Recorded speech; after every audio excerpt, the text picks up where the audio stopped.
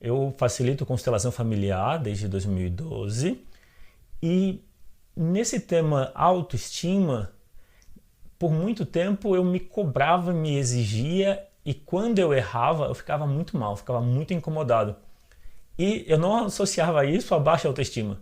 É como se eu me sentisse desconfortável e não quisesse reconhecer que eu tinha uma baixa autoestima. Na verdade, a autoestima é algo que você cultiva ao longo do tempo. Não é algo que se tem ou não tem. É mais fácil pensar na autoestima como uma escala de 0 a 10, onde você está em algum ponto entre 0 e 10. Então, por muito tempo, eu posso dizer que a minha autoestima era 5, porque eu confiava em mim, ou seja, eu gostava de mim no que se referia à minha ambição e busca por aprender. Então eu gostava de aprender. Porém, quando se referia a relacionamentos, isso para mim era uma dificuldade, um desafio, porque eu me sentia desconectado das pessoas. O que isso dizia de mim? Que eu estava desconectado das minhas emoções. E isso foi por um bom tempo. Eu fui mudar a minha maneira de ver as emoções só em 2007. Quando eu fui para uma sessão de tarô e a taróloga colocando as cartas, ela me colocou as emoções de uma forma que eu não tinha visto antes. Ela falou o seguinte: olha, pelo que a gente conversou, eu vi que você valoriza muito o seu desenvolvimento intelectual. Se você utilizasse a mesma energia, a mesma intensidade para desenvolver a sua relação com as suas emoções, você teria ainda mais resultado. Quando eu ouvi aquilo, eu pensei, nossa, eu nunca tinha pensado dessa forma. Então, de 2007 para cá, o meu foco virou compreender a minha relação com as emoções e, tempos depois, 4 anos depois, em 2011, eu acabei entrando por esse caminho da constelação familiar e de outras abordagens de autoconhecimento, de terapia. Então, o que eu quero dizer com a minha história é, por muito tempo eu ignorava as minhas emoções porque eu entendia que isso me tornava fraco ou manipulável. E a minha liberdade era importante. Eu queria poder escolher livremente aquilo que no momento era o melhor, sem me prender a relações. Esse era o medo que eu tinha e que me afastava das emoções.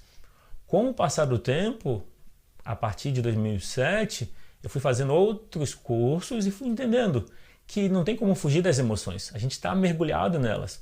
A imagem do iceberg ilustra bem a relação entre a mente e as emoções. Imagina que a mente consciente é a ponta do iceberg e que o eu emocional é toda a parte gigantesca que está abaixo do nível do mar.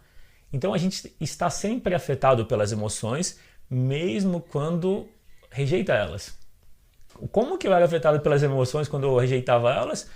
Pela impaciência, pelo incômodo. É como se eu precisasse sempre estar aprendendo e quando eu não estava, havia um desconforto.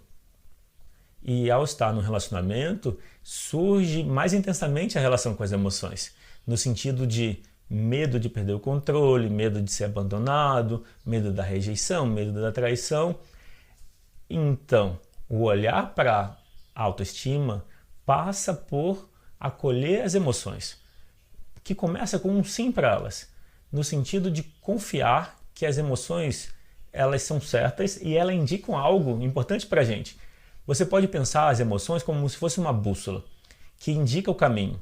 É como se fosse a brincadeira de criança do quente ou frio. Então, se você está bem com as emoções, significa que você está no caminho do seu coração. Ou seja, você está no caminho certo. Quando você se sente mal, desconfortável consigo mesmo e nas relações, as emoções estão indicando que esse caminho não contempla o seu coração. E qual seria o equilíbrio dos dois? Seria alinhar pensamento com sentimento, de forma que os pensamentos sirvam ao sentimento. Ou seja, como viabilizar aquilo que você gosta de fazer. Muitas vezes se faz o contrário.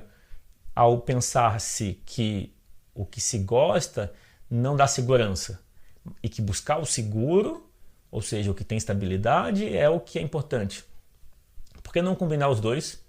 Ou o meu convite nesse assunto das emoções é experimenta fazer mais coisas que você gosta.